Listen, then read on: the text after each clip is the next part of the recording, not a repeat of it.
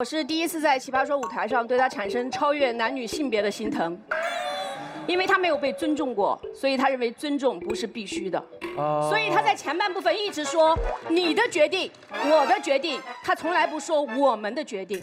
这是一家人吗？太对了。好，我来严肃地告诉大家，我觉得一个女人，无论你生第几胎，都必须经过核心家庭成员的同意，因为他们同意了，你才能让他们干这干那。你说一个小孩他能干什么？的确，他干不了什么，但他能让你什么都干不了。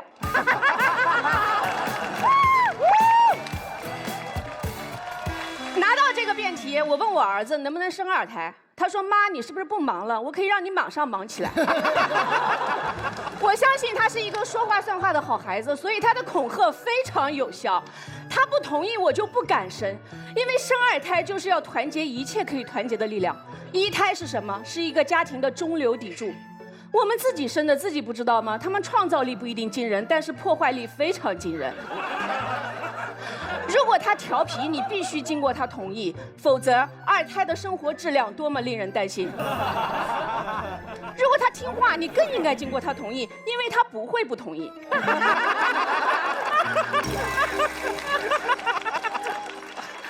第2点，我觉得呀，生2胎这个事儿，最重要的是再想想，跟1胎沟通的过程有助于你冷静。我儿子3岁的时候，我看到别人家小女孩好可爱，好想生一个，我就问他，给你生个漂亮的妹妹好不好？他说一定是妹妹吗？我突然发现不一定。他又说妹妹一定漂亮吗？我发现更不一定。当天晚上我就做了一个噩梦，不仅生了儿子，而且是双胞胎。大家想象一下，2胎是一对儿，小童和小黑。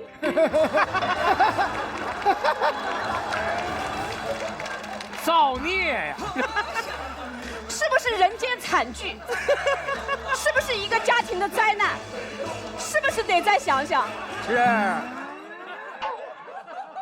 我儿子上小学，我又跟他商量，他说：“我觉得你得考虑清楚，万一跟我一样不争气怎么办？”我抱着他猛亲了一口，我说：“你怎么会不争气呢？你是最棒的。”他说：“我这么棒，你还要2胎干什么呢？”我说：“妈妈生个小伙伴陪你玩不好吗？”他说：“那我同学不就没事干了吗？”我说：“同学白天陪你玩，弟弟妹妹晚上陪你玩。”他说：“你一天到晚就知道玩。”大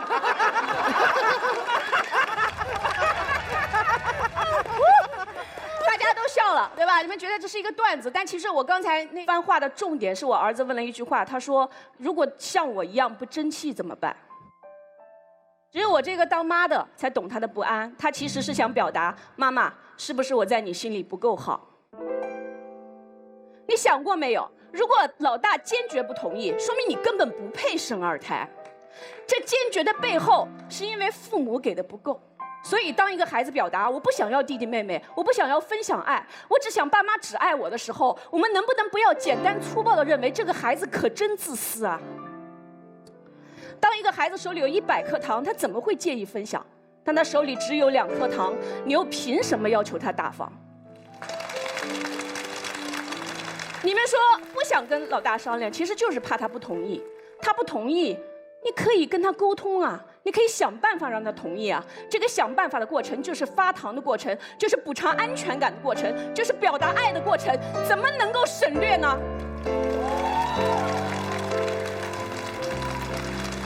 最后，我想聊一下兄弟姐妹之间是怎样的关系，是相互陪伴的关系，也是谁吃大梨谁吃小梨的关系。我们从小就读孔融让梨，妈妈说你是大的，你就应该让，从来没有问过你愿意吗？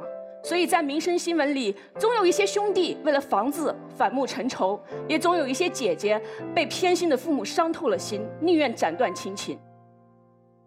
其实我觉得兄弟姐妹之间关系如何，很大程度上是由父母决定的。我有一个同母异父的妹妹，还有一个非常好的继父，他是一个粗人，没有读过书，但是生妹妹这件事是他来跟我商量的。他花了很长的时间安抚我，让我相信他们不会不管我。我非常感谢我的继父，把他的期盼变成了我们共同的期盼。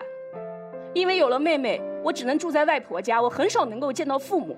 但是我每次回家，我爸爸分葡萄总是把最大的分给我。我们姐妹有什么争执，她总是站在我这边。其实看过《奇葩说》的观众都知道，我的童年过得非常不快乐，但是还有那些葡萄，它们非常的甜。后来，我成了最好的姐姐，我的妹妹成了最好的妹妹。我觉得这一切都跟我的继父有关系。今天我们谈必须，我们说为什么必须要经过一台的同意？是啊，为什么呢？其实你真不跟他商量，他又能怎么样呢？但是我觉得这是父母对自己的一个提醒，时刻提醒自己，爱要一碗水端平，提醒自己成人的一个决定可能是孩子一生的牵绊，提醒自己任何的忽略都可能造成伤害。所以我儿子一直不同意我生二胎，我一直都没有要。我希望能像我继父一样，把我的期盼变成我们共同的期盼，然后用我一生的爱，尽量平等的爱去维护这份期盼。谢谢大家。大家好，我是蔡康永。我最看不惯的就是薛兆丰，因为每一次我在携程旅行订好了票，邀他一起出门，他就说他还没有买他的海澜之家羽绒衣，所以没有办法跟我出门。康永哥，你是有多想不开？你约薛教授跟你一块儿旅行？因为本队就是一个旅行的队伍，所以每件事都得跟旅行有关。大家好，我是薛兆丰。我最看不惯的是李诞，因为哪怕观点相同，他也总是说的比我好。哎呀，经济学家拍马屁真的是效率非常高啊！哎，大家好，我是李诞。我最看不惯的就是罗振宇老师，因为哪怕观点不同，他也总是说的不如我好。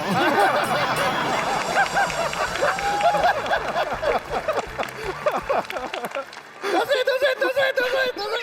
你是人吗你？得罪！大家好，我是罗振宇。我最看不惯的是马东，因为他做广告大家都挺喜欢，我做广告总是挨骂。大家好，我是马东。我最看不惯的人今天不在现场，他的名字叫袁弘。我跟你一样，是不是？嗯，烦不烦？烦人。离不离？不是那个啊。好，那个欢迎来到奇葩说，让我们欢迎本期女神张歆艺。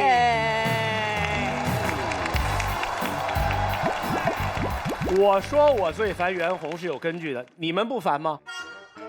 你们拿出你们的手机刷的时候，每经常刷到别人在那秀恩爱、撒狗粮，然后所有人都在说啊，他们是叫什么叫完美的婚姻。二姐，你心中完美的婚姻是什么样的？我觉得没有完美的婚姻，只有别人眼中完美的婚姻。所以他们误会了。倒也不能这么说。康永哥，你心中完美的婚姻是什么样的？一定是假的。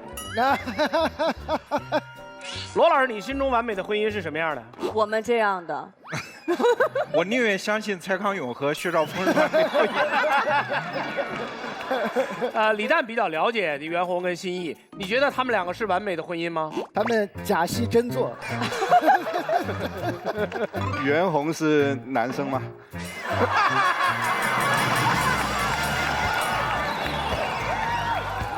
我是男的。我给你介绍一下二哥，回头给你介绍袁弘二嫂。OK， 京东一下一时爽，一直京东一直爽。本节目由多快豪爽的京东独家冠名播出。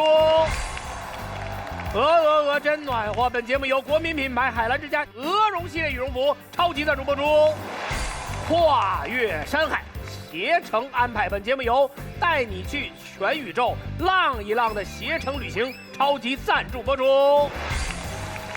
酒单纯顺口，人单纯敢说。本节目由我单纯我敢说的江小白超级赞助播出。动动手指不用跑，好家都在贝壳找。本节目由贝壳找房超级赞助播出。宝宝不上火，爸妈好快活。本节目由荷兰美素佳儿奶粉行业赞助播出。我们来看一看本期辩题。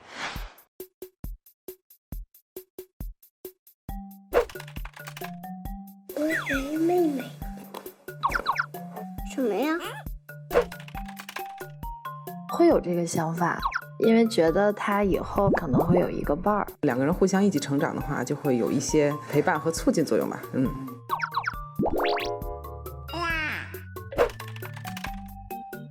这是肯定的，至少孩子是有知情权的。只要他是在这个事情里面的参与者，我们都会去问他的意见，不想让孩子有缺失的这种感觉。他的意见不是绝对意见，他现在这种岁数根本就决定不了说真的是需要一个弟弟或者是妹妹。不同意生育权是父母的一个权利。小孩的话，他其实因为心智很不成熟，他有个伴儿了以后，可能他会改变自己的想法，就会真香，真香。生2胎必须经过老大同意吗？二姐，你现在是1个孩子，准备生2胎吗？这个看能力哦。你是在鱼市场出价吗？在拍卖。所以，如果你要是准备生2胎的时候，你会考虑要经过老大同意吗？不会，不管他。我觉得他来我家都没跟我商量，我为啥跟他商量？所以他来你家没有跟你商量，那他跟袁弘商量了吗？也没有，也没有。那他是怎么来的？我想他是在携程旅行订票了。是这个商量这种事儿吧，你商量就是有商有量嘛，总不可能说妈妈要给你生个弟弟或者妹妹了，你同不同意啊？你要不同意，那咱俩各退一步，生一半儿。生个上半身或者生个下半身，怎么可能这样子嘛？而且我觉得我们都是独生子女嘛，独生子女都是现在，尤其是我跟我老公也是独生子女，我们2个人现在就面临着上有老下有小，所以这个压力都很大，所以都特别希望我们能够有一个兄弟姐妹可以替我们分担一下，比如说。你要是再说下去，我们就不用辩论了，因为你把双方观点基本说完了。不用我说那么多是吧？要说。好。今天啊，这道题目听起来其实是个家庭题目，对不对？但是双方在准备的过程当中，我们发现其实这是一套人口学的题目，所以我们请来了携程集团董事局主席、人口专家梁建章博士，有请。大家好。你们肯定会奇怪，说我们为什么要请梁博士到现场来参与这个生2胎的这个话题，是因为梁博士在他过去的研究当中发表了很多文章，关于中国的人口问题。在他和他的很多同事们的共同呼吁下，其实包括从独生子女政策到现在2胎的政策，整个社会发生了一个重大的转变。所以在人口问题上，我们希望梁博士今天给我们提供更多的宝贵的意见。那我们今天题目是这样的，就是在家里面生2胎必须经过老大同意吗？您的立场是什么？我觉得这个不是问题吧，不应该问老大吧？你几个孩子？2个。2个，他们差几岁？差16岁。哇！哎，那你生老2的时候，真的没有经过老大的同意吗？我们问老大，你想要几个兄弟姐妹？所以这个选择题不是你决定要不要，是要几个。薛教授是2个孩子对吗？对。你当时征得老大同意了吗？没有。没有。没有。然后罗老师是6个孩子，不是是2个。是2个。你是征得了你不是你不用征得双胞胎。哦，那你也应该在老大出来以后问说，哎，后面还有一个，咱们要不要？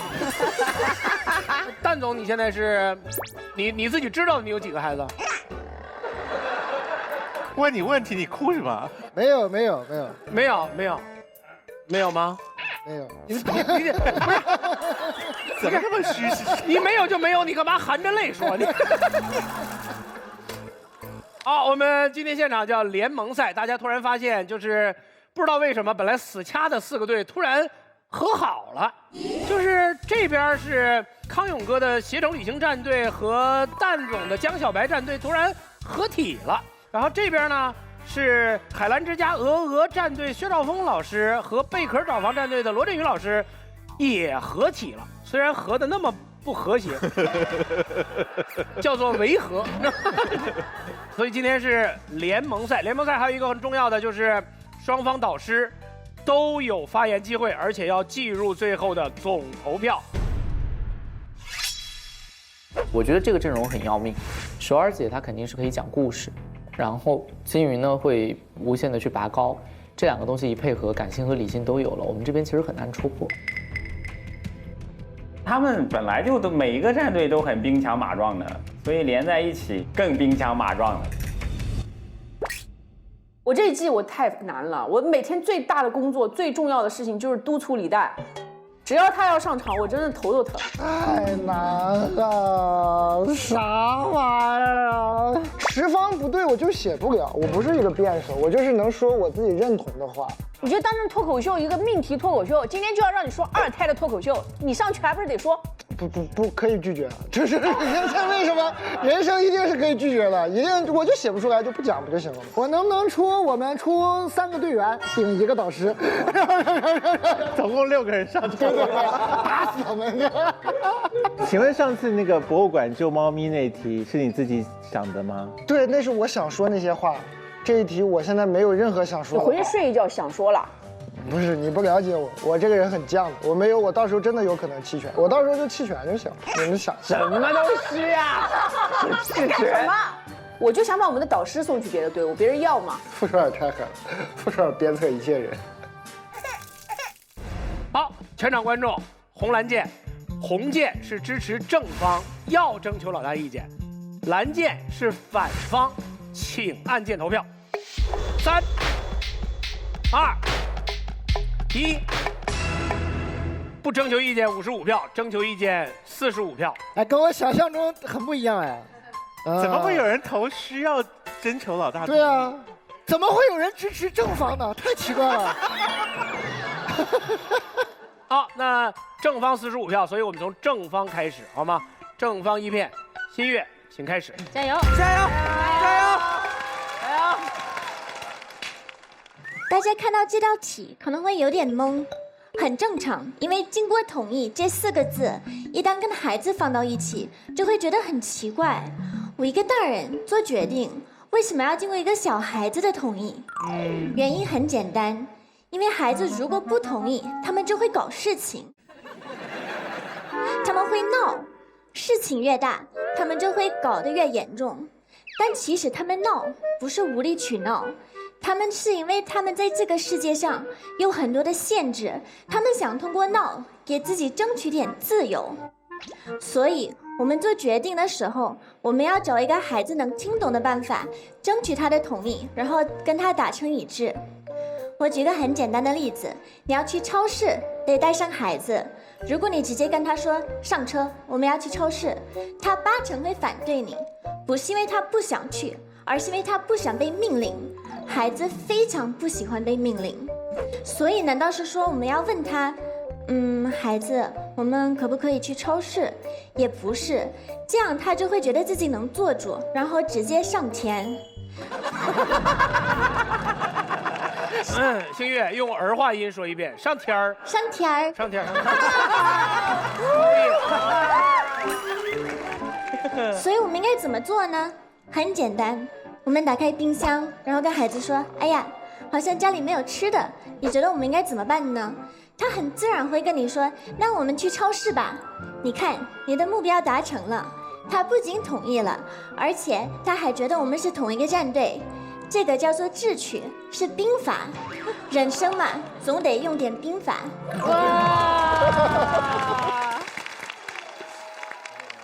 所以生2胎的时候是同一个道理。我虽然没有当过父母，但是我当过孩子。更重要的是，我当过姐姐。一个家庭对于我们来说就像一个舞台，上台的是我们，观众席是我们的爸爸妈妈。如果我们的父母强行把一个弟弟妹妹安排在这个舞台上，那不管怎么样，他都在跟我抢戏。但是如果父母经过我的同意，我们一起决定给这个舞台上加一个角色，那这个人就是我人生中最完美的搭档。我父母生我第一个妹妹的时候，没有跟我商量好就直接生了，把我给气的。他们到医院生孩子去，然后他们跟我说，等我们回来会再生一个妹妹。所以那个时候我在想，好的，家里要来人了，如此大方体贴的我应该怎么办呢？不如给他做个蛋糕。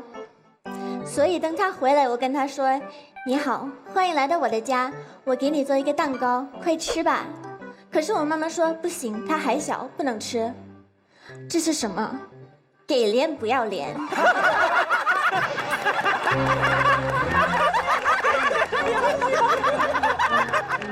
他来我家抢我的父母，不跟我说话，也不吃我辛苦给他做的蛋糕，这可不行，我可算看清楚了，他就是个白眼狼，必须送走。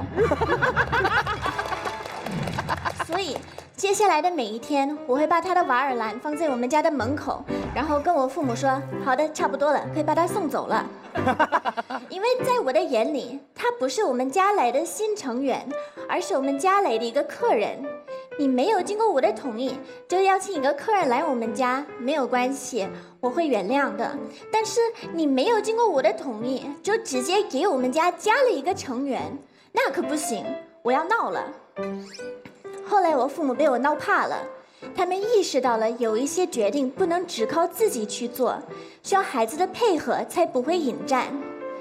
所以他们生我第二个妹妹的时候，他们还是跟我们商量了，他们争取我们的同意，他们坐下来跟我们慢慢聊，他们说，孩子们，爸爸妈妈在想我们要不要再生一个弟弟妹妹，不过照顾孩子这件事情挺麻烦的，我们可能需要你们的帮助，你们都是很厉害的大女孩子，我相信你们非常愿意去帮助爸爸妈妈，不知道你们愿不愿意做一个新的孩子的大姐姐。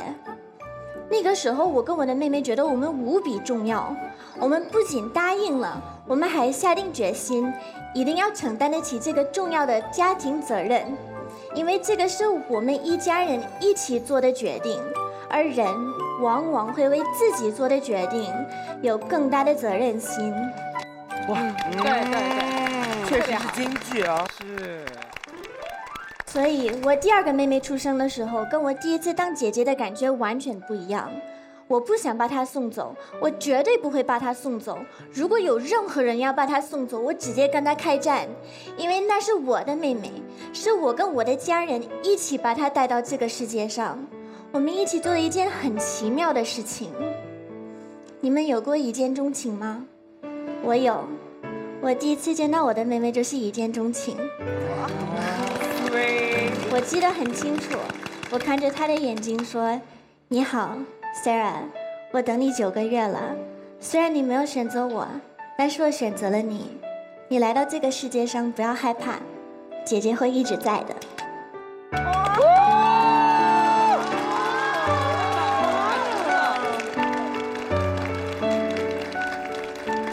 太感动，哇，太好了！哎，星月是这一季表达状态最好的一次，这一次我觉得啊，对。那个星月，我想问2个问题哈。第一个问题是，请你给我用英语准确的翻译一下“白眼狼”。这，我可能是个假的外国人，我确实不知道该怎么说。你别说，你是我见的中国人里长得最像外国人的了。薛教授，白眼狼应该怎么翻译 ？Betrayal。请问，给脸不要脸怎么说 ？Give you face you don't want。Give you face you don't want face。我相信，在中国进一步发展的过程当中，有很多英语还是会诞生在我们这个国家的。来。现在有29票的跑票，来反方一辩，毛东，来加油！我先回应一下那个星月，星月讲了几个点，对吧？他第一说，他说他妹妹刚要来到这个世上的时候，他会闹，然后家长不知道怎么办，他会很生气。我觉得这个事儿放在中国就很好解决，因为星月是个美国人嘛。我觉得放在中国，如果孩子闹，对吧？说我不想要2胎，我想要玩具，父母很快就能回应你，对吧？你要什么玩具？你看我像不像玩具？很容易就解决了，对吧？很容易就解决了。而且星月说这个，你不要直接问，你要引导他，对吧？想去超市，说你要看，说，哎，你看冰箱里没东西了，所以说你是要引导他获得一个你想要的答案。那其实还是只有一个选择呀，没有选择的选择不是选择，对吧？那所以这不是你要征求他的同意，你是要忽悠他啊。我是这么想的，我觉得没有必要就是问老大要不要二胎，因为你问他你问不出个啥，没有意义。你问家老大要不要二胎，对吧？老大眉头紧锁，一言不发，空气越来越凝重，你心里越来越忐忑。为什么？因为1岁的老大根本就不会说话。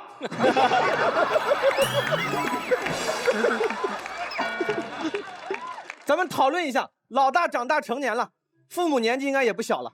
这个时候你问儿子，对吧？问你的儿子女儿说要生个二胎，此时子女面对年迈的父母问出我想生二胎，他们的回应会是什么样的，对吧？儿子，我想生个二胎。哦，我的父亲，你身体可以呀，没有白锻炼呀你。不，没有必要，朋友们。你说我的老大年纪不小也不大，那就是青春期嘛。青春期的孩子特点是什么？很叛逆。这个时候别说二胎了，你问他啥他都不同意。你让他剪头发，他说我不剪；你让他穿秋裤，他说我不穿；你问他吃鸡吗？他说好的，来一句。这个时候的青春期的小孩，我跟你说，天天根本就不理解人生，更不会理解人生了又生。段子归段子，我跟大家分享一下我个人故事。我青春期的时候真的是面临过一样的问题。我15、16岁的时候，年轻人老是跟父母关系不和嘛，父母看你看不惯，学习不好，天天不听话，然后我觉得父母不理解自己，当时就关系就很僵。有一天我爸就过来跟我说，我想生个二胎。你知道那时候我心里什么感觉吗？我就感觉是我父母练号练废了，要再练一个小号。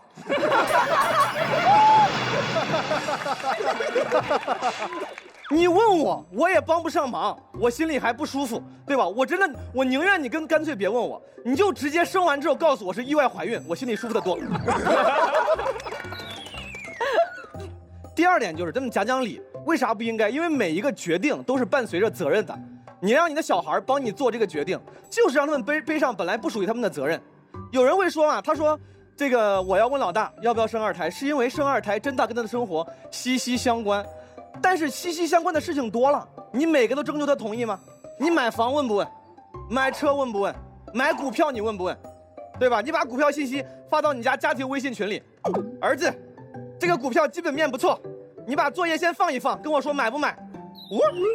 等了几秒，你的儿子已退出群聊。谁愿意帮你做这种决定啊？没有人愿意帮你做这种决定，这是你的事儿。生二胎这种重大的人生决定，朋友们，归根结底是父母的事情，你不要就是打着一个尊重的幌子掩饰自己的逃避，你知道吧？在家里竖一个大旗，很好看，正面4个字尊重小孩，反面一看4个字想不清楚。最后我想讲讲，就是我是个单口喜剧演员嘛，很多人叫我们脱口秀演员。我们这一行呢，有人给我们定义过，说是在笑声的包裹下讲一些令人不适的事实。我就今天稍微放飞一下，讲一点点令人不适的事实，好吧？就是我觉得这个题根本就不应该存在。为什么要讨论这种题？就是因为现在这个父母太在乎所谓的这个要尊重孩子的意愿，照顾孩子的情绪。我说的狠一点啊，不要那么尊重孩子的意愿，不要那么照顾他的情绪。就是你这是属于过度呵护的一种情绪溺爱，就是你等于让他无法对真实的世界脱敏，然后你让他产生一种错觉。这个错觉就是我的意愿很重要，我的偏好很重要。这种人长大之后会长成一个巨婴，你知道吗？再严重一点，甚至会想当一个脱口秀演员。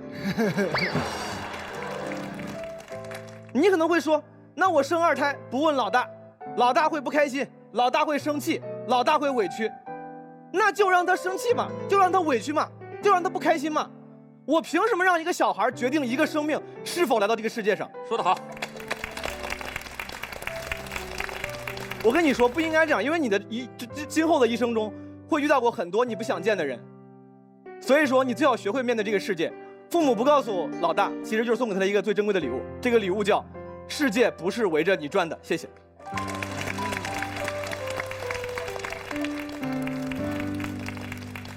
来，双方开杠吧，来，加油！加油！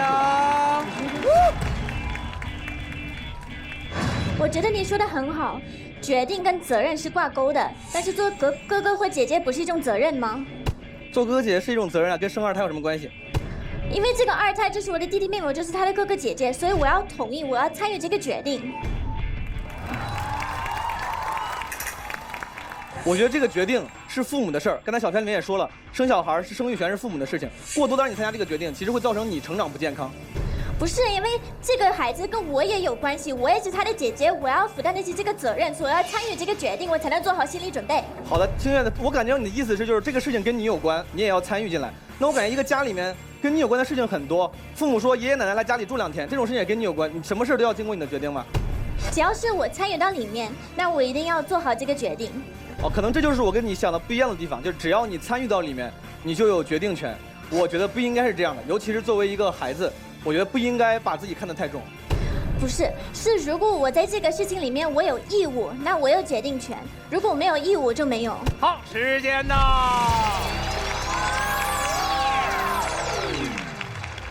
我从来没有见过他们这么友善的开杠，你知道吗？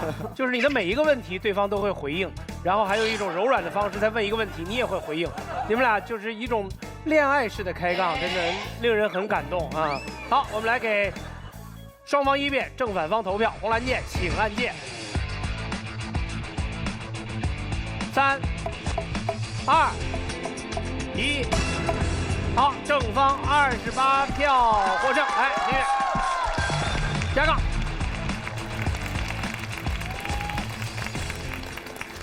梁博士，刚才他们俩说的所有的这个表态当中，有什么打动你的吗？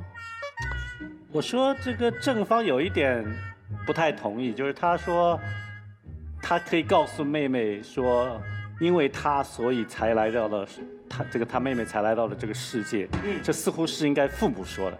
我可不可以提醒携程旅行的董事会主席，就是携程战队是这边的。我们队伍在替你的公司打仗，你知道吗？对，我觉得主要是看他们的技巧，这主要是测试他们能力，但观点还是个观点。对，所以我完全尊重你的观点，可是在当中不要乱找茬，好吗？好，来，这刚才是双方一辩，然后正方二辩是哪位？加油！啊，毛东快给我说哭了。我是第一次在奇葩说舞台上对他产生超越男女性别的心疼，因为他没有被尊重过，所以他认为尊重不是必须的。所以他在前半部分一直说你的决定，我的决定，他从来不说我们的决定。这是一家人吗？太对了。好，我来严肃地告诉大家，我觉得一个女人，无论你生第几胎，都必须经过核心家庭成员的同意，因为他们同意了，你才能让他们干这干那。你说一个小孩他能干什么？的确他干不了什么，但他能让你什么都干不了。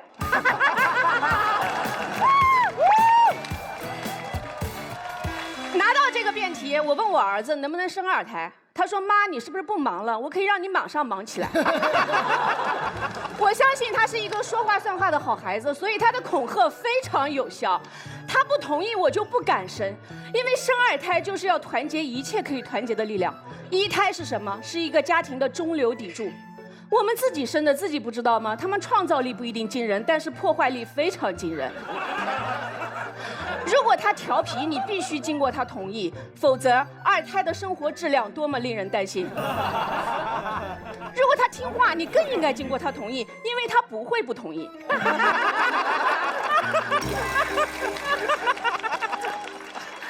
第二点，我觉得呀，生二胎这个事儿，最重要的是再想想，跟一胎沟通的过程有助于你冷静。我儿子3岁的时候，我看到别人家小女孩好可爱，好想生一个，我就问他，给你生个漂亮的妹妹好不好？他说一定是妹妹吗？我突然发现不一定。他又说妹妹一定漂亮吗？我发现更不一定。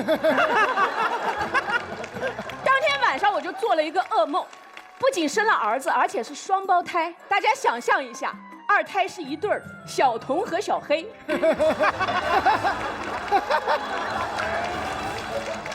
造孽呀！是不是人间惨剧？是不是一个家庭的灾难？是不是得再想想？是。子上小学，我又跟他商量，他说，我觉得你得考虑清楚，万一跟我一样不争气怎么办？我抱着他猛亲了一口，我说你怎么会不争气呢？你是最棒的。他说我这么棒，你还要2胎干什么呢？我说妈妈生个小伙伴陪你玩不好吗？他说那我同学不就没事干了吗？我说同学白天陪你玩，弟弟妹妹晚上陪你玩。他说你一天到晚就知道玩。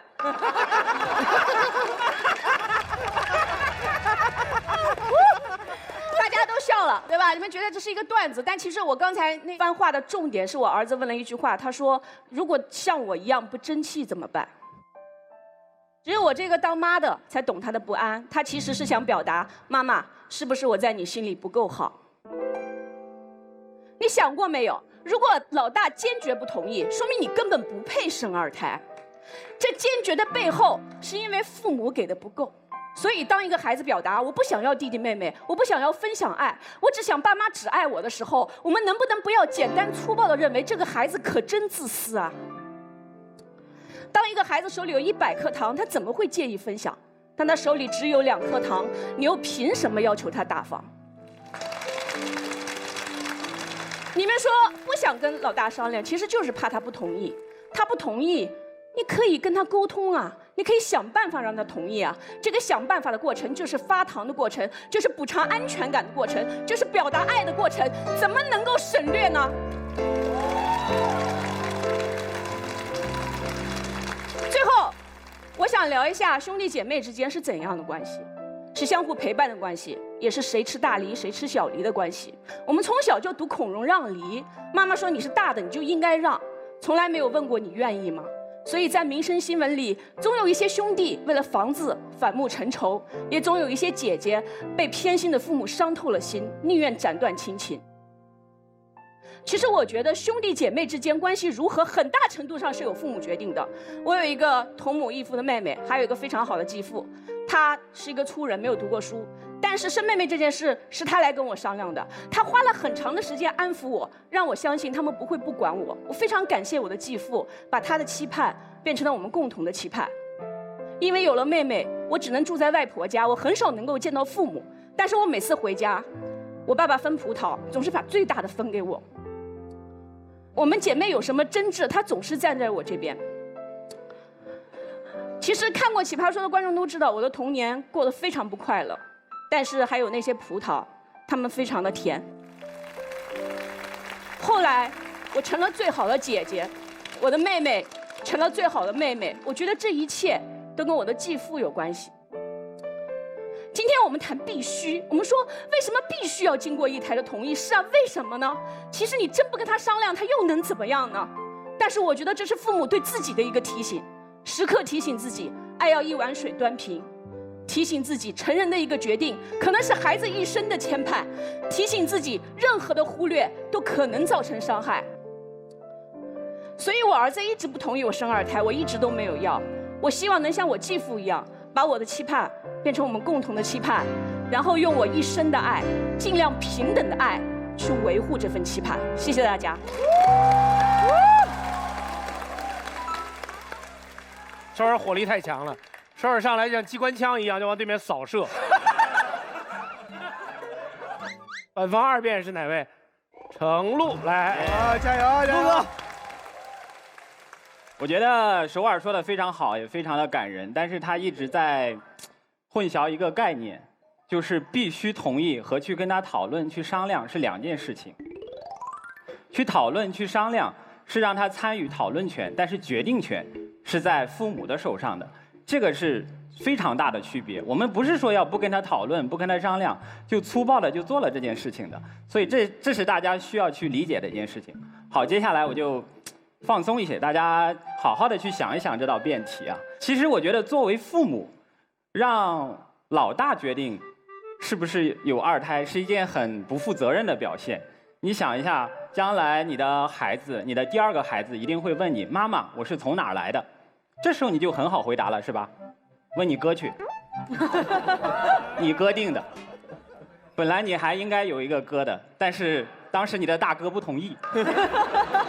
你呀，来到这个世界就是运气好。是不是很奇怪，是吧？怎么能由他来决定呢？而且以后你想，那个弟弟他怎么跟他的大哥相处？他是不是逢年过节都得给他送祝福？大哥，感谢你，感谢你当年的不杀之恩。所以说，就完全不能这样做。而且你想一下，他是一个小孩儿，小孩儿是非常善变的。你让他来做决定，他开始说要，他后来又不想要了怎么办？可以7天无理由退货吗？你还可以反悔吗？而且你想一下，小孩可能开始觉得不想要，后来他看了一个动画片，他看了《海尔兄弟》，他觉得我应该有一个可爱的弟弟。过了一阵，他又看了一个葫芦娃，他觉得他要6个弟弟。你要给他生6个吗？那为了满足他这个要求，你是不是需要夜以继日的工作？就表面的意思啊。然后，而且你想一下，就是生2胎由老大决定，那以后开放了3胎政策呢，是不是要老大和老二共同决定啊？他俩意见不一样呢，他俩猜拳。然后老二赢了，老大就肯定不高兴啊，反了你了，我当初就不应该把你生下来。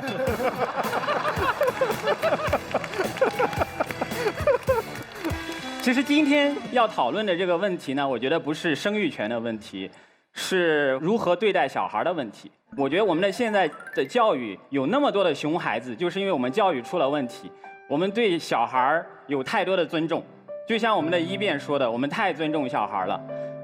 我们对待小孩就好像我们的嘻哈歌手见面一样，动不动就 respect。你干啥了你就 respect？ 你有作品吗？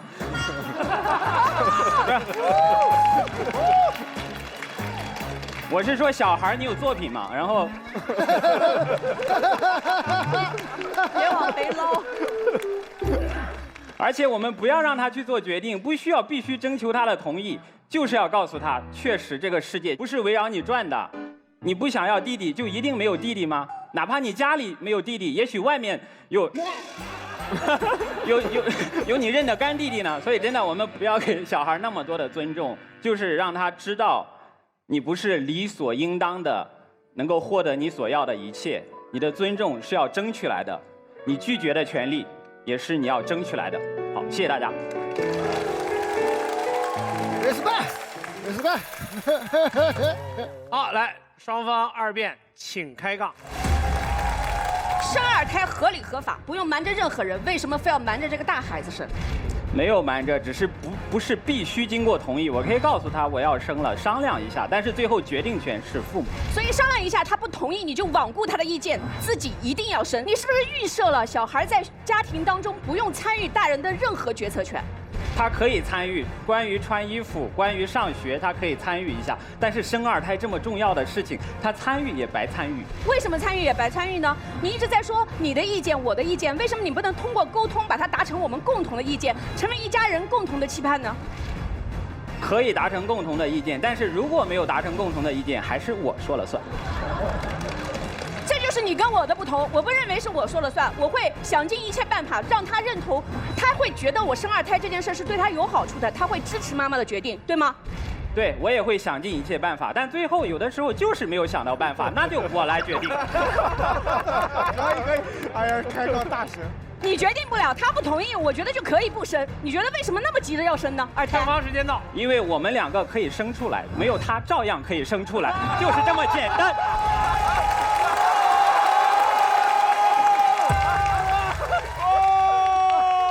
来，提醒大家，双方2辩，红蓝键，请投票。3、2、1，反方40票获胜。来，程璐加杠。Yes。我觉得程璐开杠部分是非常好的，因为他可能状态比较松弛吧。程璐就是一团棉花嘛，你非打棉花，你怎么打得过棉花呢？你一拳捶上去，他就双方2辩完了以后，其实在我看来就都很精彩。现在梁博士能记住的傅首尔的前面的发言里，能打动你的是什么？我觉得跟第一辩没有太大的分别，就是还是在讨论小孩有没有这个决定权。那小孩当然是要他承担一定的义务，对他生活有影响。对。但他作为一个未成年人，是不是有这个权利，或者是他有这个能力对他的这个影响做一个最佳的决策？要不梁总坐过来吧，坐过来吧。对，因为是未成年，所以没这个。梁博士是学者，蔡老师。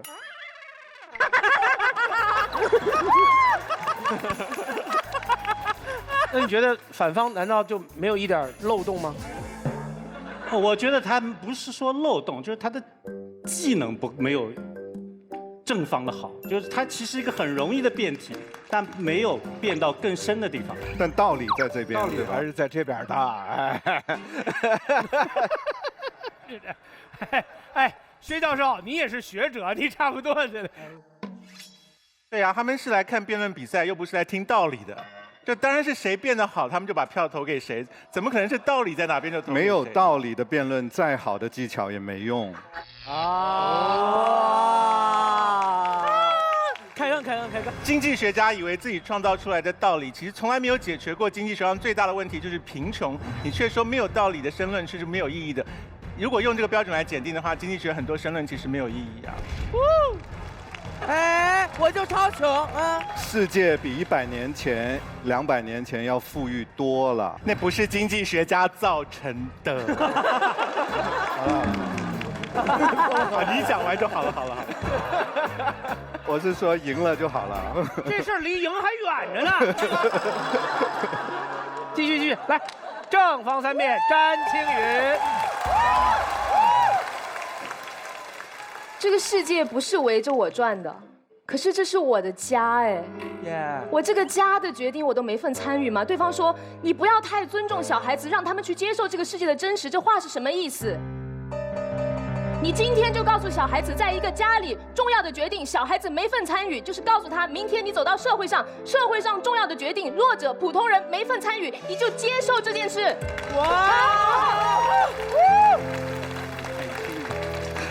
好，对方说，我跟孩子商量商量是可以的，可是这个做决定的权利必须留在我这里，不能必须，对不对？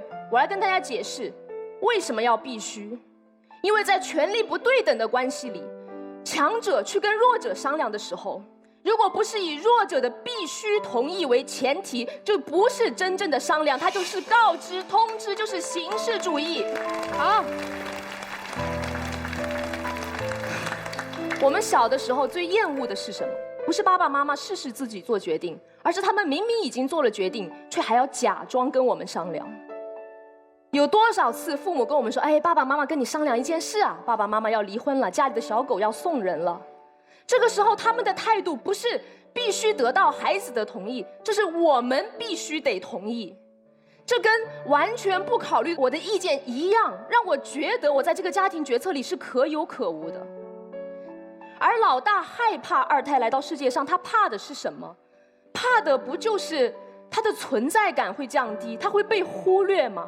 而父母告诉孩子，重要的家庭决策你有份参与，本身就是化解这种恐惧最好的方法。哎，对。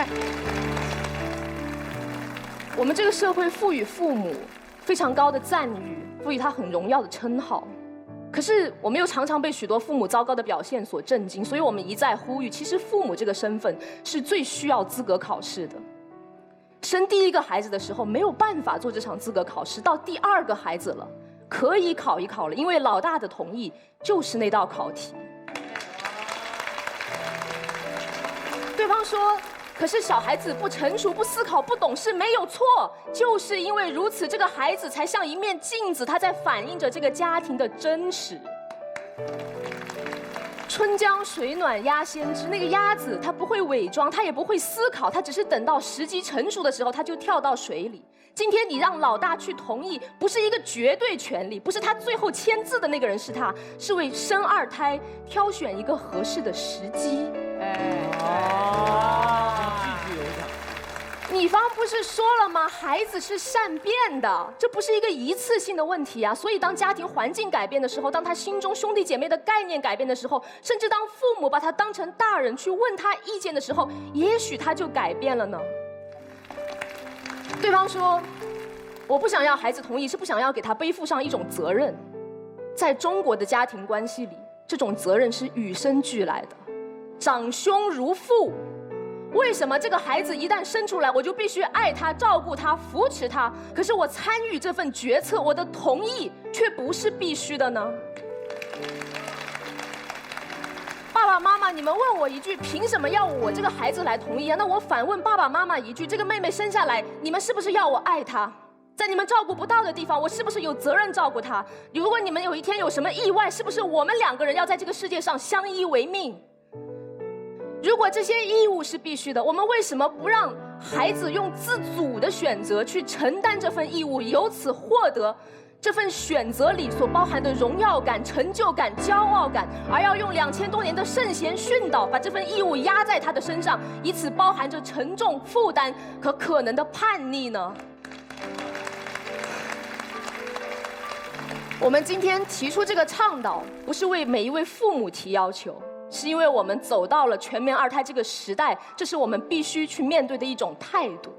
经过了30多年的独生子女政策，我们已经习惯了孩子等于独生子女，而父母们要重新去向孩子们介绍兄弟姐妹。这个在人类历史上原本正常不过，原本应该带来美好的憧憬和向往的概念，这是我们特别的挑战。我们今天要去面对它。可是我们回头想想，为什么那么多的老大不同意2胎出生？这份敌意是从哪里来的？我小的时候也问我妈，为什么我没有哥哥？实在不行有弟弟也行。我妈就会语重心长地说，还好没有，否则爸爸妈妈会把所有时间都给你吗？会把最好的东西都给你吗？我现在想来，我妈这番话与其是在安慰我，不如说她在自我安慰，为了排解那份没有第2个孩子的遗憾的自我安慰。而有许多的敌意是被这些打发孩子、安慰父母的话语，以及邻居、朋友、亲戚的助攻创造出来的。而今天，时代改变了，我们已经不需要这种对立了。这种对立的背后，是对独生子女的刻板印象，认定他们学不会爱和分享；是对家庭关系的固有思维，认定子女之间就是竞争关系。我们今天不需要这种对立了。我们为什么不能有一个机会，去让每个孩子学会爱跟分享？这一步从什么地方迈出来？就是爸爸妈妈们给我一个机会，让我亲口去说，我愿意开始。好，现在正方又多了47票，来，让我们有请反方3辩。谢谢各位，我觉得青云没有必要那么愤怒，因为其实坦白来讲，我觉得生孩子这件事情有时候不是一个纯粹理性的筹划，因为你永远不知道孩子和老大的同意哪个会先来，这才是关键。所以你知道要跟孩子沟通，你们会陷入不断的拉扯。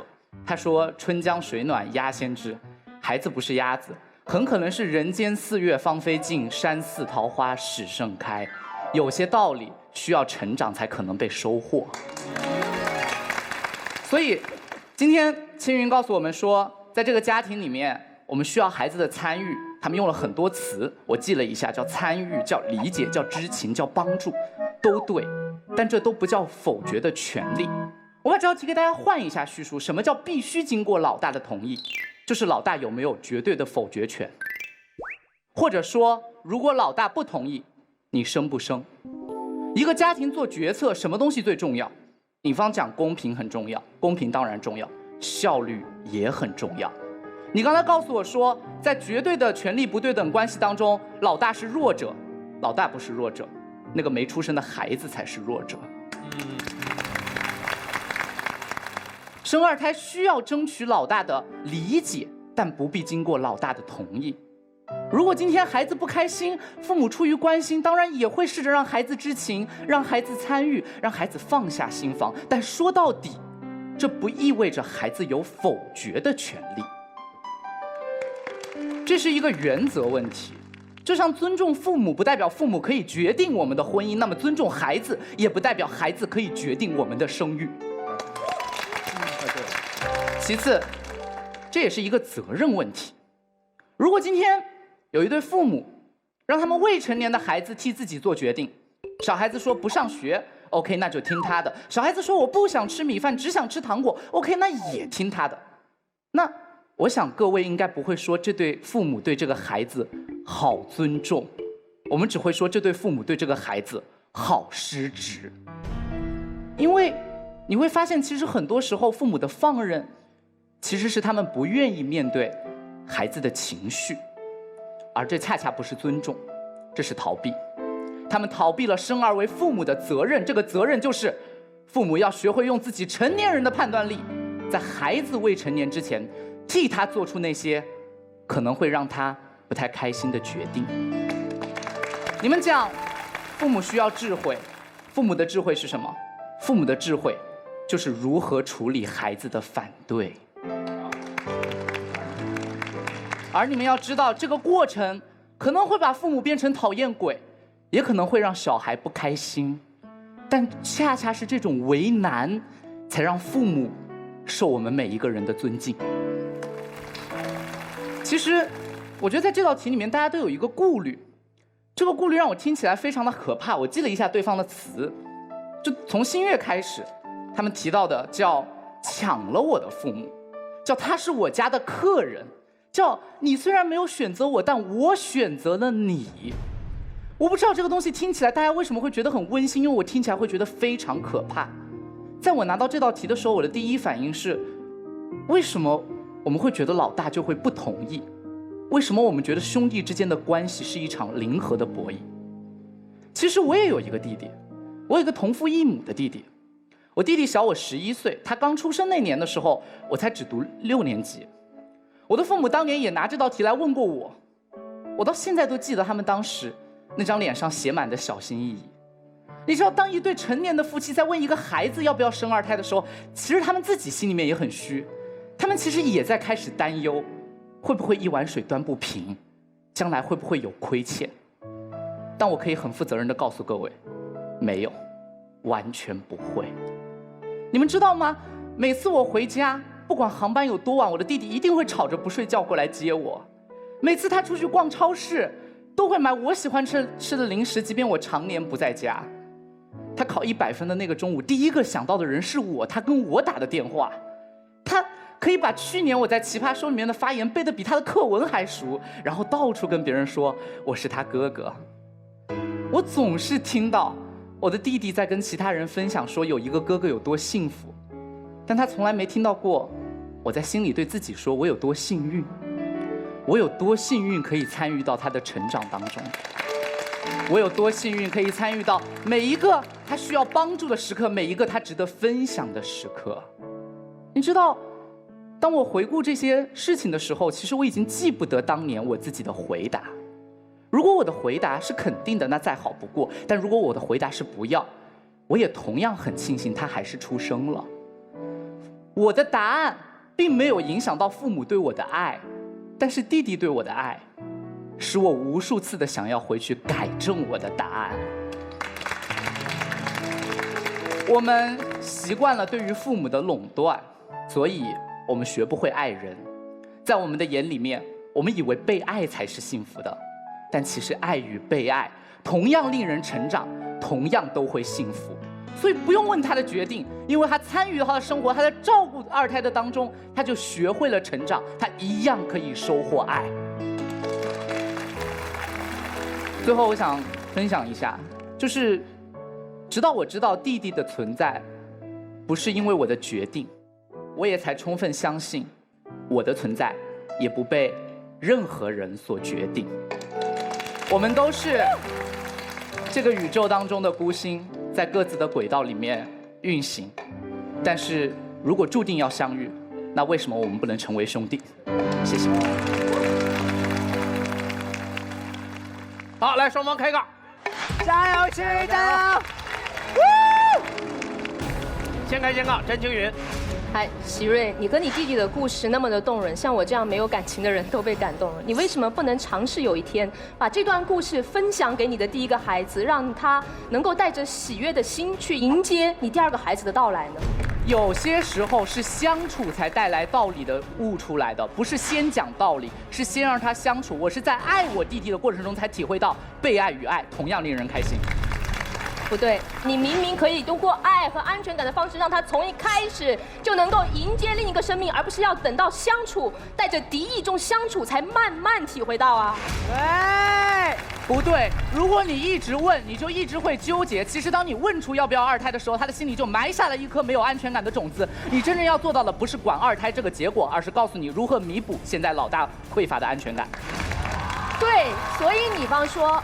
孩子的情绪需要处理，所以你现在的办法是，这个孩子有情绪我不处理，我直接把孩子生下来，让他们2个去处理。我处理，你处理错了原因，他情绪的来源不来源于有二胎，他现在的情绪其实是对你现在对他的状况不满意，所以你要处理的是现在对待他的方式，而不是要不要二胎。在他不满意的情况下，就让他质疑兄弟情是对2个人的不负责。他没有不满意现在的状况，他不会表达。我方是真正看到了小孩的诉求，而你方真正不懂小孩。好，双方时间到，好，我们给双方3遍做一个投票。红蓝键，请按键。5、4、3、2、1。好，正方18票胜出，詹青云加杠。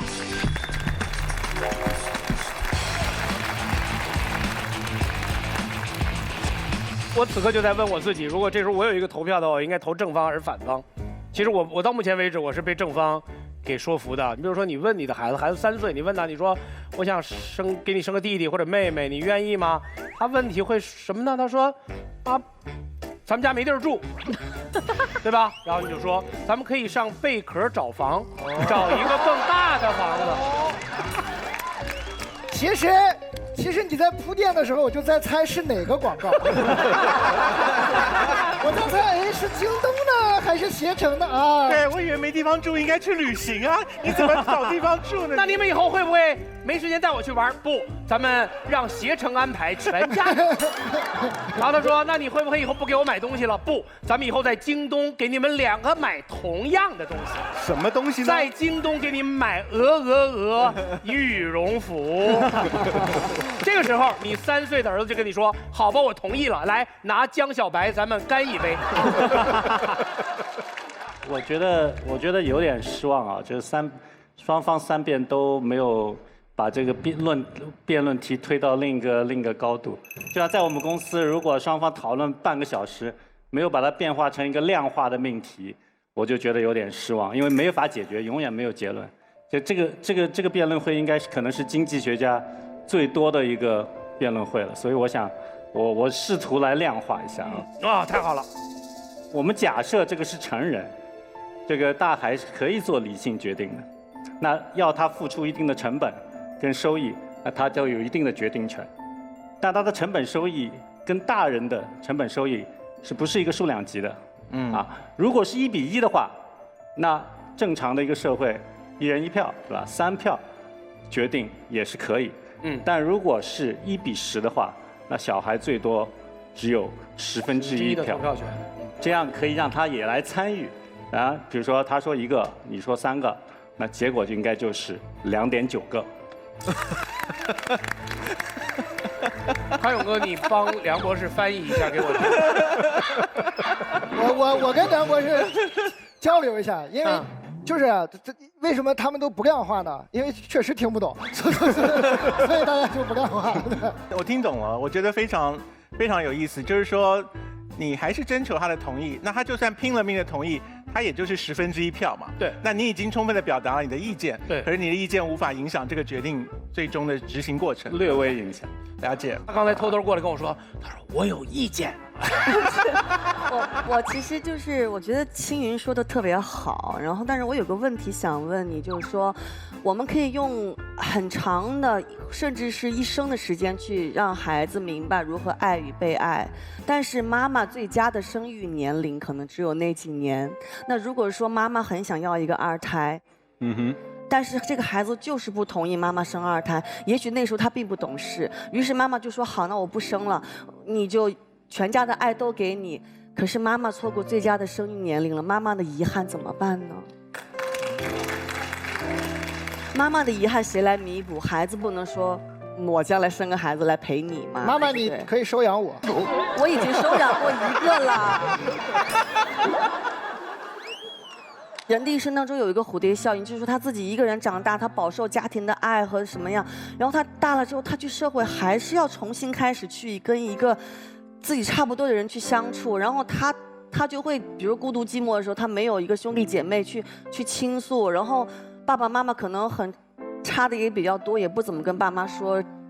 我们也是会报喜不报忧嘛，那对他自己的朋友和自己的另外一半要求太高了，你遇不到那样一个人像亲人一样对待你的爱人，你好难哦。汉勇哥，你知道吗？我做这一场，我就这旁边这样2位嘉宾，我心里特别幸福，因为他们2个截然相反。这个二姐就一直在这说怎么办，会遇到这个问题怎么办？怎么办？怎么办？然后梁博士这边解决，为什么不解决？我可以回答二姐的问题吗？当然了，我理解。就是母亲的生育年龄是有限的，但毕竟不是局限在某一个具体的时间点上，而孩子的改变可以是很快的。而且我真心的觉得，以我自己在国外的留学的经历，我发现我们作为独生子女，对于另一个孩子的那种敌意，是一种中国很特别的现象。对于兄弟姐妹，其实人性当中是怀抱着善意的。我觉得我们应该从今天开始去改变。也许我们明天我们这代人开始生孩子的时候，我们面对的这个社会是普遍的欢迎，而不是普遍的敌意。其实这两边说的差不多呀，都是掏出来的那个更高一层的是一样的。对，所以就解决了嘛，对不对？不行，到目前为止还不能解决。还有双方的导师来，李诞。哇！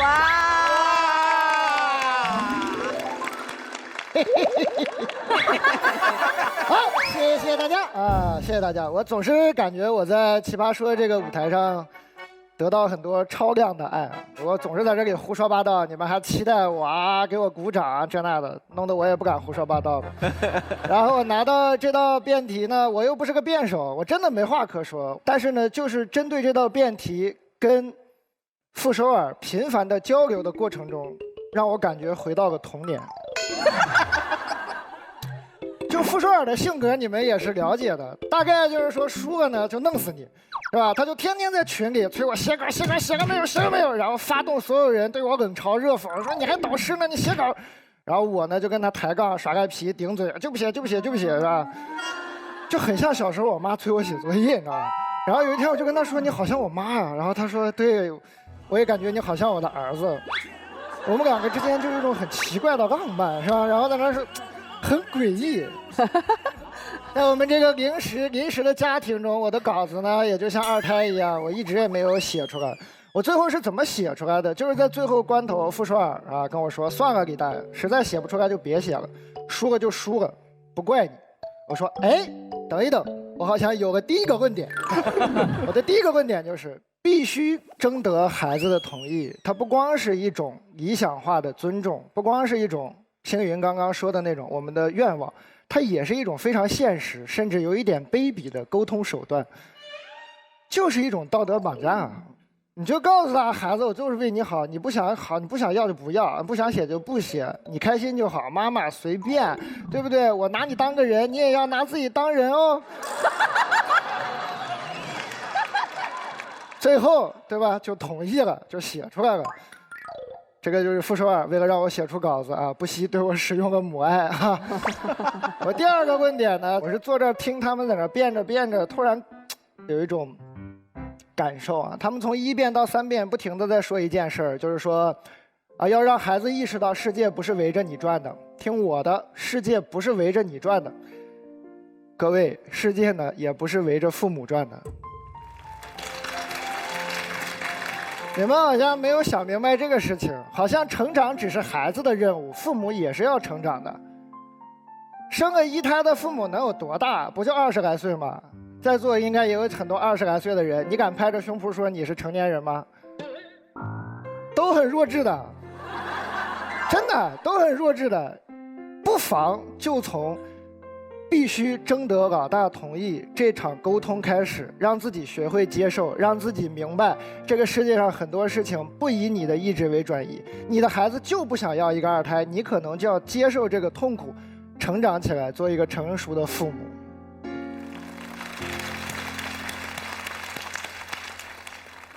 我就坦白来说，我的自然论点，我觉得生育权就是父母的权利，这个权利是神圣不可侵犯的，一定是父母说了算的，没什么好辩的。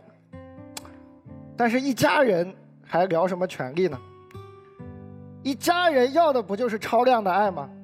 这个爱不超量，这个爱不侵犯权利，那还是一家人吗？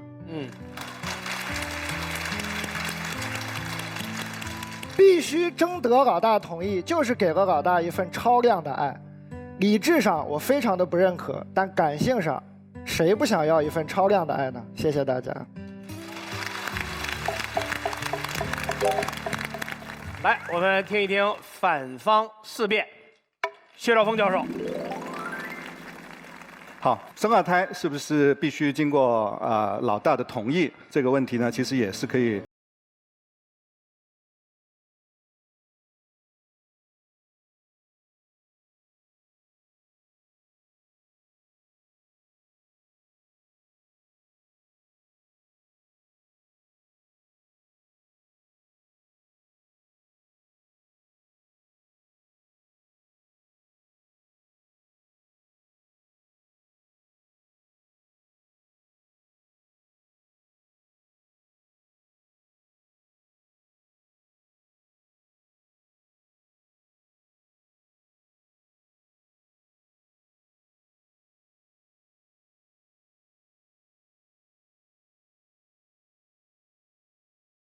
这3个意识是与生俱来的本能，你只要把它扔到那个有人的集体里面，稍微有点竞争。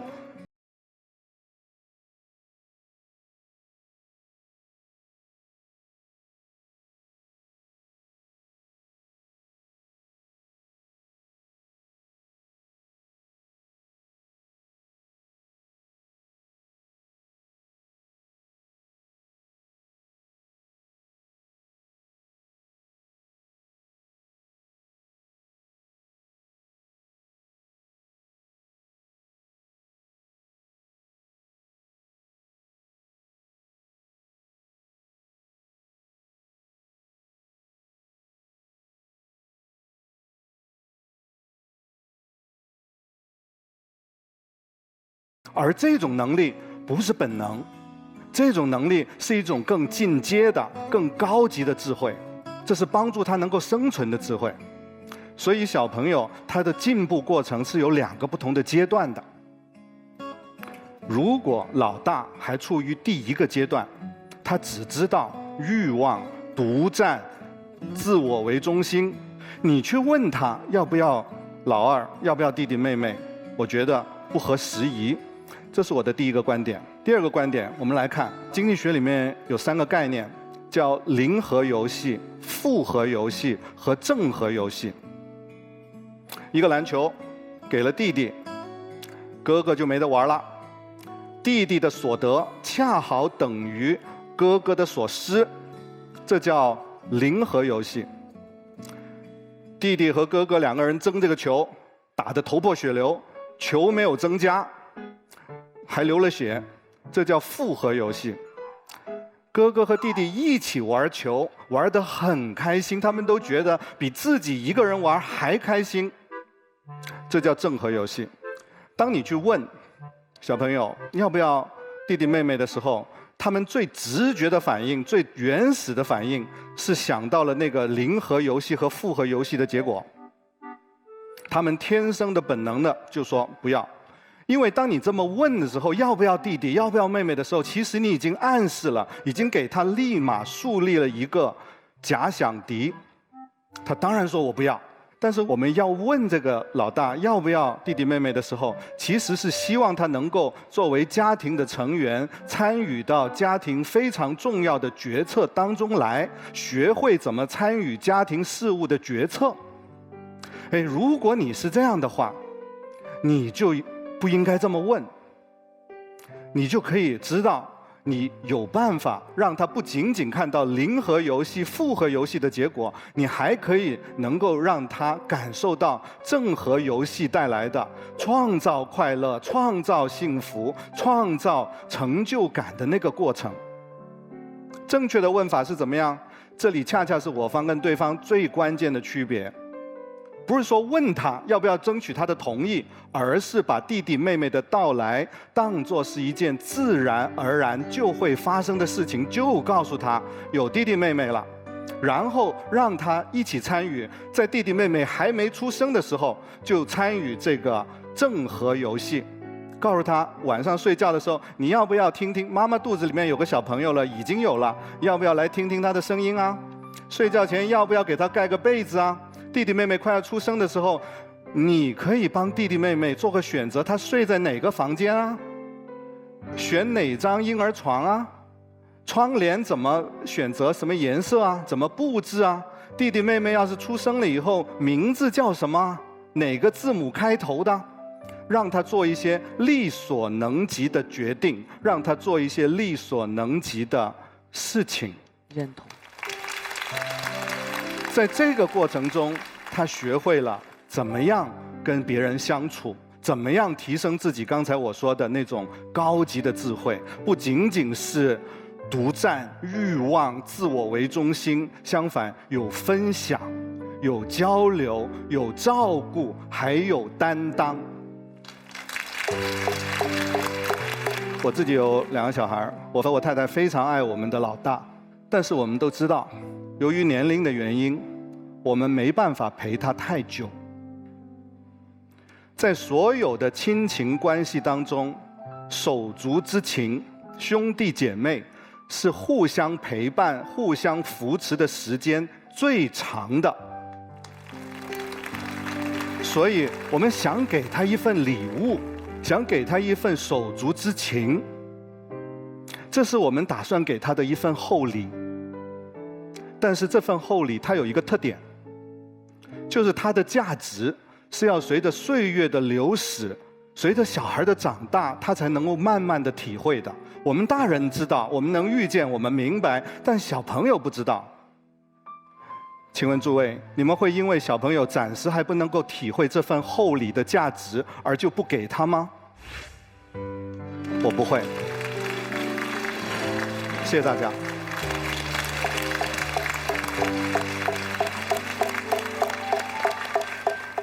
好，刚才双方4辩的结果是薛教授3票胜出，来，薛教授加杠。真的哇！薛教授有杠了。谢谢。薛教授。来，先开后结，反方先开始，1分钟时间。好，刚刚蛋总说，为了爱不谈这是你的权利，我们都想要超量的爱，但这恰恰也是所有父母反对子女婚姻的理由。所有不谈权利的爱，其实都会沦为绑架。这个题只要换个角度一想就清楚，只不过我们总是对于父母侵害我们的权利很敏感，但对我们去干涉父母的决定不太敏感，因为我们潜意识里总觉得大人就应该让着小孩，而这恰恰是青云姐最反对的模样。我觉得在父母和孩子的沟通关系当中，孩子从来不是弱者，父母才是那个弱者，因为你知道父母会无条件的为你退让。最后说回来，这道题谈到最后，我们谈的其实就是沟通。对方说要一直跟孩子沟通，沟通到他同意为止，必须得到他的同意。这和不给他做选择的权利有什么分别？我们觉得真正社会学解决不了每个人的生存状况。其实当年的答案我真的已经忘得一清二楚，但我很感谢，从我现在开始明事理开始，一回头，我的弟弟已经有这么高了。谢谢。来，正方结辩，1分钟。好，对方一直跟我们聊一个很高大上的概念，叫做生育权。没有任何权利是绝对的，我们所有的讨论都是在不同的权利之间划定边界。如果你们一定要聊生育权，就要知道生育权是为了什么，这种权利从何而来。在所有的哲学讨论里，生育权本来就是为了同时保障父母和孩子的利益而存在的。如果生育权是一个既定的事实，我们今天更应该讨论的是生育观。你到底把孩子当成什么？不同的时代里，有的时候父母是完全把孩子当成财产的。可是我们今天可不可以拥抱一种新的生育观？你说2个孩子相处一定会找到爱的，不一定，喜瑞，那是你的幸运。中国有多少地方还在重男轻女？有多少孩子生出来叫做剩男和招娣？他们怎么在相处中得到爱？如果从一开始我这个大孩子就得不到尊重，我在这个家庭里能得到什么呢？哇！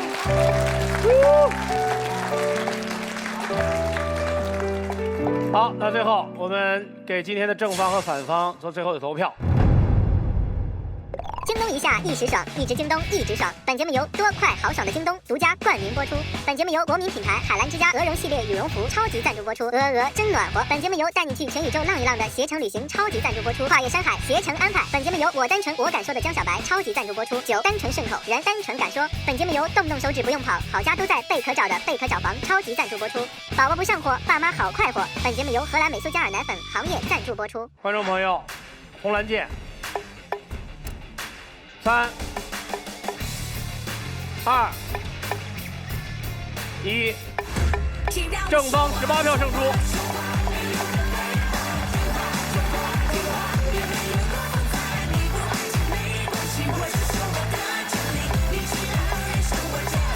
好，正方请坐。傅首尔给了我一个你没给我拖后腿的眼神。说还行，儿子没拖后腿啊！你能从他的一个眼神里读出“拖后腿”这3个词来吗？哎呀，我天！你是真的不知道我过去这1周经历了什么？我天，太恐怖！我所有童年回忆全回来了，每天至少3遍。行了吗？行了吗？李诞，行了吗？好，那今天是一场辩论，其实，在梁博士眼里面，这个效率不是特别高，到现在才得出一个结果。当然，我们今天请这个梁博士来，是想把这个话题从另外一个角度重新展开一点。我们看起来是一个生老二要不要老大同意的问题，但是我们今天的中国社会已经从原来的独生子女社会进入到了2胎社会，今后的方向到底会是什么？为什么我们要往那个方向走呢？梁博士，我现在做个调研行不行？可以啊，在座的有多少人是有兄弟姐妹？举个手，举手。哇 ，Really？ 有三分之一半，我有一半，我觉得有一半。OK， 好幸福啊！天哪，太幸福了你们。如果在人群当中有50%的人，一半的人是来自于2孩家庭的话，也就是说你们上一辈只有1/4的人生了2胎，不是一半的人，只有1/4的人生了2胎。如果上一辈只有1/4生了2胎，其余的人都生了1胎的话，那这个生育率，平均一对夫妇只生了1.25个，有1/4个。这还是假设所有其他人都生了1胎。生了1胎的情况。如果把一部分不婚不育的，这部分去掉的话，可能它的平均生育率都不会到1.25，可能只有1.1左右。那1.1在人口学上，它就是说每代人会减半。这个是一个数学问题。如果每代人减半的话，那100年以后，中国的人口就会少于美国。1000年以后，也就是30-40代人以后，中国人还剩几个？2的34方，30代以后，2的34次方就是10个亿，10个亿，现在中国也就10几亿个人。也就是说，如果1000年以后，大家都维持这个现状，按照中国现在的生育率延续下去的话，1000年以后就不存在中国人了，就中国人作为一个文明，作为一个种族就灭绝了。所以这个从数学上是不可持续的。所以我是为什么说这个问题有点奇葩？因为在其他的文明或者其他的国家，很少人会问这个问题。因为如果我们1.25还不够，那个1/4的家庭还被老大否决了一批的话，那我们可能灭绝的就更快了。最后就是从经济上来论证一下，就经济上来说，就这个不是你个人的成本收益问题，是整个社会的一个成本收益问题。所以你个人的可能对你家庭来说生2胎是一个，或者不生2胎是一个好的决定，但对整个社会来说，它有外部的影响。那什么影响呢？就是说，如果一个社会它人口开始减少，尤其是人口结构出现非常老龄化的这种局面也好，就是像倒金字塔型421这种状态的话，那这个国家的国力就会受到很大的影响。它的人才也会枯竭，它年轻人的活力也会下降，它创新的活力也会下降，就整个社会的养老成本会非常上重。年轻人可能要负担很高的税负，所以听起来是个国家的事，但实际上是跟每个人相关的。因为如果国家的税负重，那要收你很多的税的话，那你肯定自己也有很大的成本。另外，如果国家的创新力下降了，国家的这个科技实力下降了，没有这么多的出口，那你哪来的钱去出国旅游啊？现在可能想，你不生小孩，你可以花很多时间去旅游。但如果从下一代来看的话，如果中国人口出现恶化的话，那出国旅游可能真的成为奢侈品了。所以从长远来说，从国家层面、从社会层面的话，也不允许我们说听任这个让老大有这个否决权，或者至少是听任我们的生育率再这样的下降下去。所以我们一直在呼吁国家应该出台更多的政策，帮助每个家庭能够有能力有意愿生2孩的人能够抚养得起生2孩，这个是我们一直在呼吁。James， 我怎么隐隐的听出来，你除了担心我们国家的人口结构之外，对于携程的将来也还是有一丝担忧，涉及到旅游生意的问题了。不过，我们现在的人口生育率是什么样？我们现在就是跟大家举手的差不多，我们就是说，其实比稍微多一点，是1.3左右，就比1.25多一点点而已。对对对。詹姆斯今天到我们现场，我们授予你1杠，你可以送给你现场你觉得6个辩手当中最优秀的辩手是谁？哇！哎呦哎呀！